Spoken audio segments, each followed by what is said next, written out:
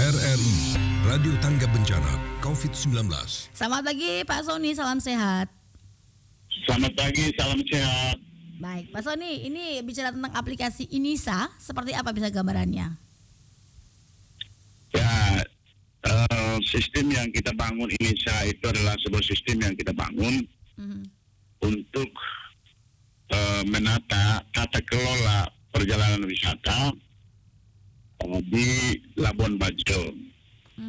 Nah, sistem itu kita saat ini sedang membenahi dalam hal bagaimana menampung semua pelaku pariwisata yang ada di Labuan Bajo supaya tidak ada yang menilai bahwa Pemda maupun PT Promomor itu memonopoli semua aktivitas perjalanan wisata di Labuan Bajo dengan tidak menggunakan atau tidak berkolaborasi dengan teman-teman pelaku pariwisata yang di sana. Jadi sistem ini kita bangun untuk menampung semua pelaku perjalanan wisata yang ada di Labuan Bajo, serta untuk memastikan bahwa semua wisatawan yang datang itu adalah wisatawan yang ya tentu saja selain mereka datang berwisata dan berdampak bagi ekonomi rakyat kita, menjaga kelestarian lingkungan, tetapi juga memastikan bahwa wisatawan yang datang itu tidak ada masalah dalam hal narkoba. Oke, nah ini bagaimana sistem kerja dari aplikasi ini Pak Sony? Nah, aplikasi itu saat ini sedang disosialisasikan teman-teman yang PT Promomor sedang sosialisasikan kepada teman-teman yang pelaku pariwisata di sana.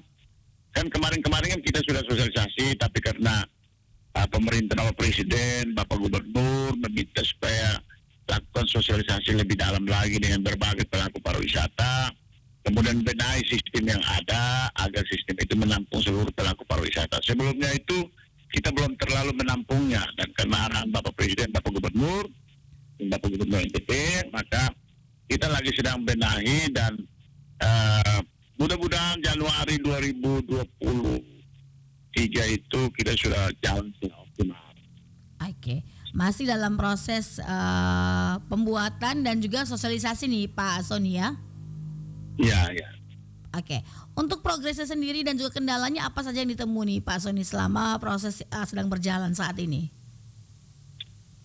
Begini, sistem itu kita sudah bangun, tetapi kan ada masukan-masukan dari teman-teman pelaku pariwisata agar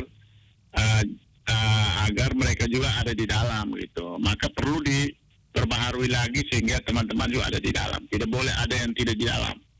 Karena nanti terkesan seolah-olah ini monopoli dan segala macam.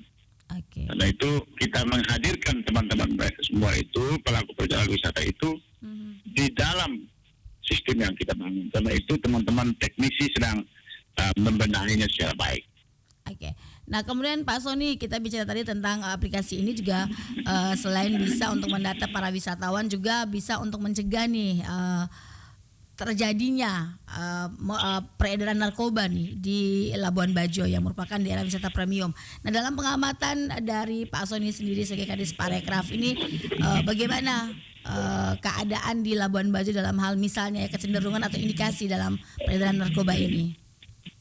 Begini, sampai dengan hari ini kita belum mendapat laporan sebuah kejadian yang luar biasa di Labuan Bajo soal narkoba. Tetapi kita harus waspada. Karena ini adalah tempat itu adalah destinasi super premium atau super prioritas. Maka kita menjaga hal-hal yang jangan sampai mencederai atau merusak anak-anak bangsa kita. Itu yang datang itu kan ratusan ribu orang. Karena itu kita perlu memastikan segala hal, keamanannya, kenyamanannya, termasuk juga hal-hal berkaitan dengan narkoba. Kita perlu mengantisipasi lebih awal ketimbang sudah terjadi. Nah, karena itu Badan Penanggulangan Narkoba Provinsi NTT, BNN Provinsi NTT, Bapak Brigadir Jenderal Nur Hadi bersama staf, mereka menyelenggarakan rapat koordinasi 2 hari yang lalu untuk membicarakan hal ini, dan Dinas Pariwisata punya kepentingan terhadap rapat koordinasi ini karena perlu ada kolaborasi dan koordinasi serta kerjasama yang baik lintas sektor atau kolaborasi dengan pentahelix yang ada, agar kita bersama-sama menyatukan hati pikiran dan program, mewaspadai, mengantisipasi terjadinya peristiwa-peristiwa yang tidak menyenangkan atau merusak anak-anak bangsa kita berkaitan narkoba. Karena selama ini kita terlalu asik membangun pariwisata, tetapi kita belum terlalu memikirkan dampak lain, yaitu salah satu narkoba. Jadi pemerintah provinsi berterima kasih kepada Badan Penanggulangan Narkoba di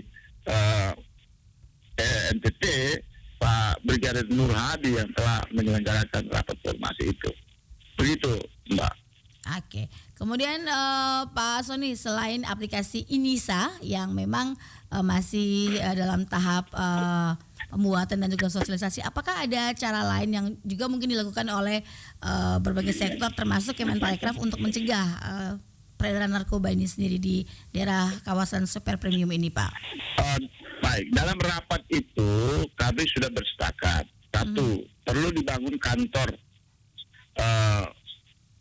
BNN Kabupaten di Labuan Bajo. Itu kesepakatan, dan tentu saja kita perlu berkoordinasi dengan Bapak Bupati atau pemerintahan setempat. Jadi perlu ada kantor itu. Sampai dengan hari ini belum ada kantornya. Yang kedua adalah kita juga bersepakat untuk memikirkan anjing pelacak di bandara. Itu penting. Kita juga bersepakat untuk melakukan sosialisasi bahaya narkoba kepada pelaku pariwisata di Labuan Bajo, termasuk teman-teman yang ada di kapal pesiar atau kapal finisi. Kita perlu sosialisasi itu.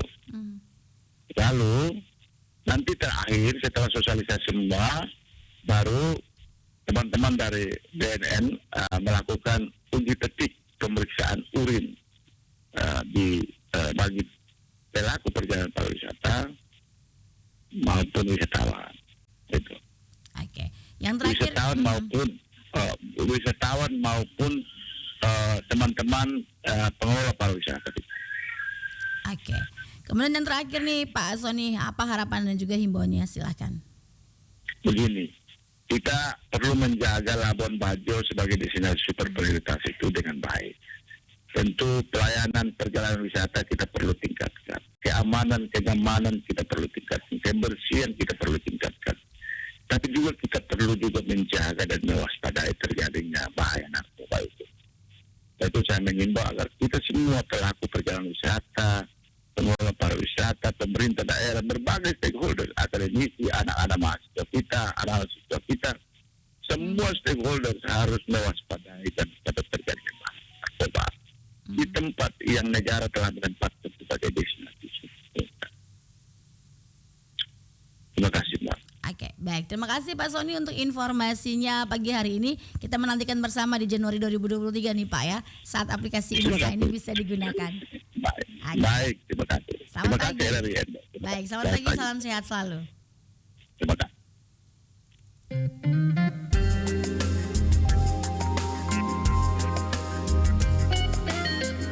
Pro 1, kanal inspirasi.